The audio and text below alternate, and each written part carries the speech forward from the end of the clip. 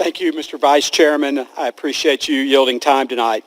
Madam Speaker, an unborn child is a human life. Abortion ends that human's life.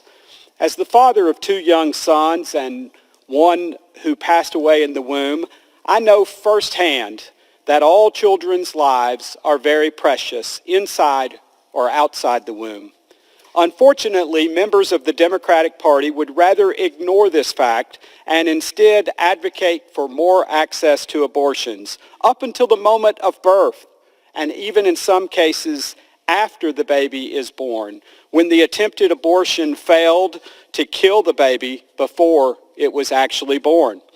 Because of this kind of extremism, millions of children will never get to walk this earth as their Creator intended. Their lives are being cut short by those who believe the ends justify the means.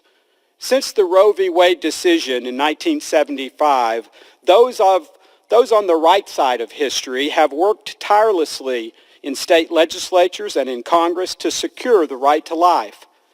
Now it seems that our constitutional republic is under attack, and the fundamental respect for the law has gone by the wayside as a draft tied to one of the most consequential cases in the history of the Supreme Court has leaked to the press. It begs the question, if the Supreme Court can't keep a secret, who can? I have no doubt that the bad actor who leaked this document violated the law.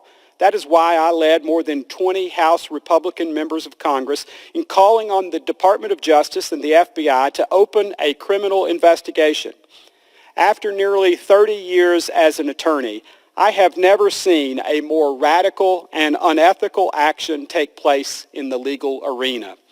The leaker intended to undermine the division of power in our government and influence the High Court's decision.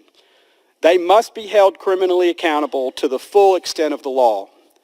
It is inexcusable that the Supreme Court justices are now facing protests at their homes that could easily turn violent.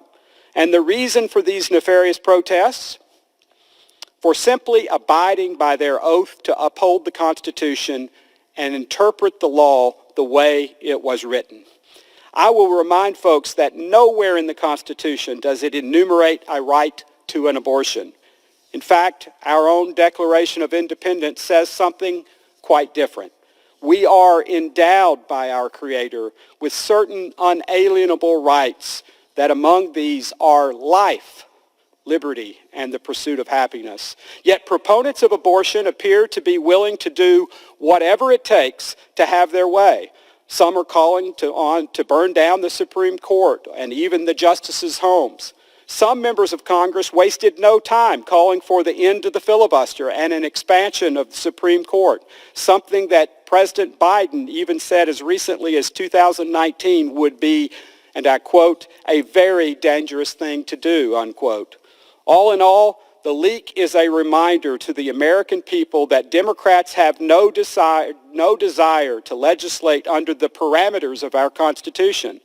If left to their own designs, they will stop at nothing until taxpayer-funded, on-demand abortions up until and even after birth are a permanent reality, a reality that most certainly will come at the cost of millions of irreversible tragedies and act as a stain on this great nation until we right our wrongs and become a voice for the voiceless.